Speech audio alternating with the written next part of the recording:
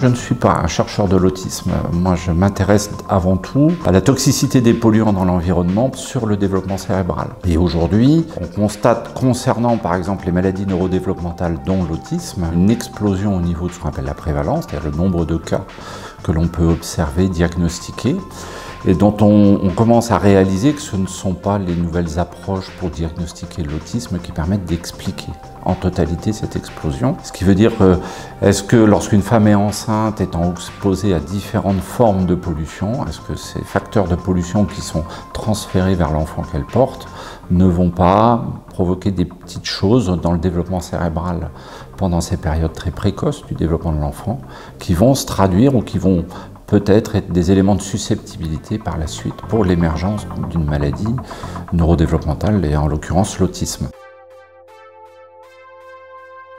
Démontrer qu'un polluant a un effet toxique ou une forme de pollution a un effet toxique sur le cerveau, c'est bien, mais la question donc qui est derrière, c'est qu'est-ce que cela veut dire dans nos travaux lorsqu'on veut passer en termes de transfert de ces résultats vers ce qui pourrait aider le décideur au plan sociétal à établir que effectivement la pollution est une forme de toxicité et une forme de danger finalement pour le devenir de l'enfant. Donc on est en train vraiment d'axer le développement de la neurotoxicologie dans le laboratoire autour de cet aspect-là. Il y a des dizaines de milliers de molécules dans l'environnement, de toxiques potentiels dont on ne sait pas grand-chose.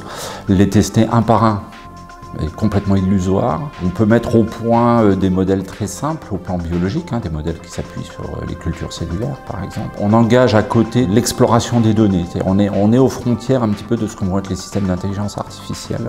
C'est-à-dire de prendre en compte toute la masse de données dont on dispose et puis voir si dans ces données on a des éléments de réponse. À partir du moment où on parle d'autisme et de pathologie cérébrale, naturellement, le premier champ expérimental mis en jeu est celui de la neurobiologie, des neurosciences. On va faire le lien avec donc, la présence de ces polluants dans l'environnement, dans une approche de danger, de risque. C'est le domaine de la toxicologie. Alors, toxicologie qu'on appelle environnementale. Cette pollution, comment on y est exposé? On y est exposé par l'air, l'atmosphère. Donc c'est tout l'impact de la pollution atmosphérique. J'ai mené certains programmes dans ce domaine-là de recherche. Et puis aussi, deuxième grand champ, c'est l'alimentation. Donc la contamination par les aliments et de pouvoir travailler à l'échelon de l'aliment globalement dans toutes ses valences, parce qu'un aliment n'est pas que facteur de transfert de polluants, il est aussi source d'apports bénéfiques pour l'organisme. Et on essaye aussi au niveau du laboratoire, avec d'autres collègues, de travailler un peu sur cette balance bénéfice-risque, un petit peu de l'alimentation entre versant positif et versant négatif par exemple. Moi, je suis chercheur à l'Université de Lorraine, donc on collabore au sein de l'Université de Lorraine. Ça, c'est une première chose. Ensuite, on va collaborer à l'échelon de la région. On va avoir des collaborations nationales. La recherche en toxicologie environnementale de l'INRA est focalisée sur Toulouse. Pour l'INSERM, c'est plutôt à Rennes. On va avoir après des collaborations internationales. On échange avec un groupe en Suisse, en Allemagne. On a des montages importants avec le Luxembourg. Un autre aspect du partenariat qui est moins lié à la recherche directement, c'est celui avec les agences. Ce qu'on appelle les agences réglementaires. Dans le domaine de l'environnement, il y a plusieurs agences.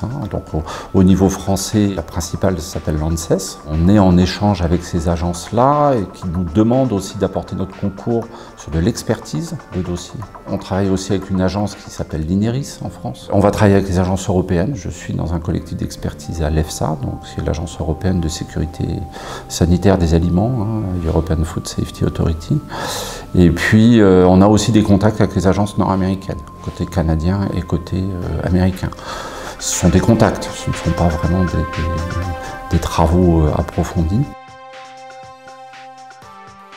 On travaille beaucoup avec l'animal, le rongeur, donc souris ou rat. On va tout simplement exposer des mères gestantes. Donc ça veut dire qu'on va leur administrer pendant la période de gestation, voire prolonger l'exposition pendant la période d'allaitement des jeunes aux polluants sur lesquels on travaille. Alors, ça peut être une administration, voilà, par seringue, etc., gavage, ou ça peut être par de l'alimentation libre, la prise de l'eau libre, enfin il y a différentes possibilités. Puis ensuite, ce qui va nous intéresser, c'est de voir ce qui se passe chez les jeunes. On va le regarder, ce développement, ce qu'on appelle à court terme et à long terme, c'est-à-dire on va voir un petit peu ce qui se passe dans les premières semaines de vie. C'est 3 semaines de développement avant qu'il soit séparé de sa mère, donc le moment du sevrage. Et puis ensuite, on va avoir un pré-ado, je dirais vers 35 jours de vie postnatale et un jeune adulte à 60-70 jours de vie postnatale.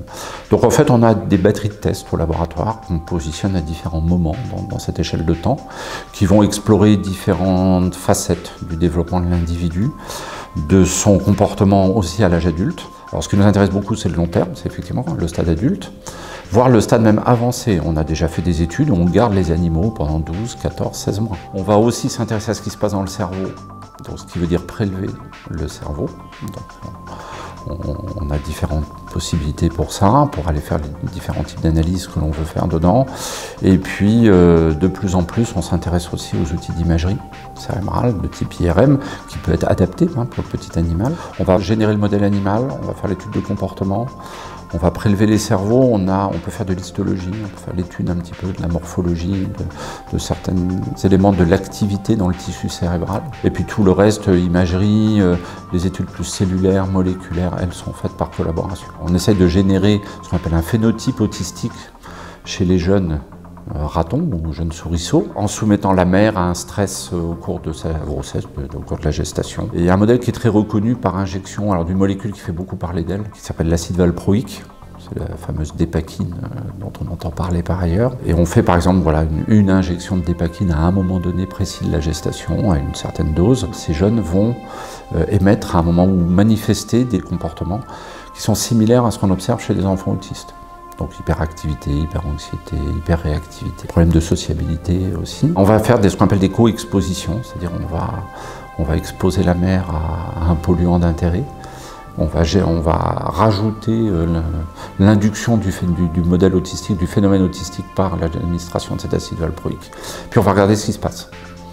Et si par rapport à l'acide valproïque tout seul, ou si par rapport au polluant tout seul, on a des choses exacerbées ou différentes, on pourra émettre des hypothèses sur ce qu'est le rôle de la pollution comme facteur de susceptibilité pour l'autisme, au travers de ce modèle à l'acide valproïque.